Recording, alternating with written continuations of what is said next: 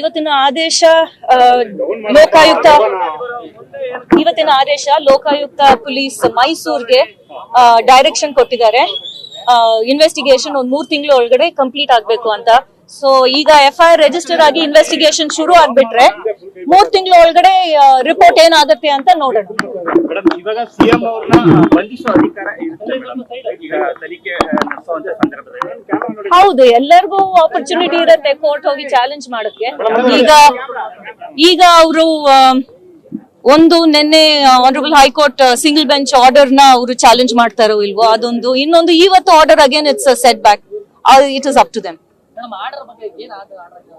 ಇವತ್ತು ಆರ್ಡರ್ ಆಗಿರೋದು, ಇವತ್ತು ಕೋರ್ಟ್ ತುಂಬಾ ಡೀಟೇಲ್ ಆಗಿ ಕಂಪ್ಲೇಂಟ್ ಎಲ್ಲಿಂದ ಶುರು ಆಯ್ತು, ದೇವರಾಜು ಇಂದ ಹೆಂಗೆ ಇದು ಚೇಂಜ್ ಆಫ್ ಸೇಲ್ ಡೀಡ್ ಆಗಿ, ಆಮೇಲೆ ಗಿಫ್ಟ್ ಡೀಡ್ ಆಗಿ, ಅದಾದ್ಮೇಲೆ A2 that is wife of the honorable chief minister ಅವರು ನಮ್ಗೆ ಕಾಂಪನ್ಸೇಟರಿ ಸೈಟ್ಸ್ ಕೊಡಿ ಅಂತ ಕೇಳಿ, ಇದು ಯಾವ ಸ್ಟೇಜ್ ಅಲ್ಲಿ ಹೆಂಗ್ ನಡೀತು ಅಂತ ಕೋರ್ಟ್ ಡೀಟೇಲ್ ಆಗಿ ಅವರು ಆರ್ಡರ್ ಅಲ್ಲಿ ಹೇಳಿದ್ದಾರೆ.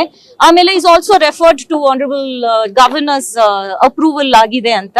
ಆಮೇಲೆ ಹೈಕೋರ್ಟ್ ಅಬ್ಸರ್ವೇಷನ್ ಒಂದು 2 ಮೆನ್ಷನ್ ಮಾಡಿದ್ದಾರೆ. ಈಗ ಅವರು he's of the opinion that we have made out a case, ಅದಕ್ಕೆ ಅವರು ಲೋಕಾಯುಕ್ತ ಮೈಸೂರ್ನ ಡೈರೆಕ್ಟ್ ಮಾಡಿದ್ದಾರೆ.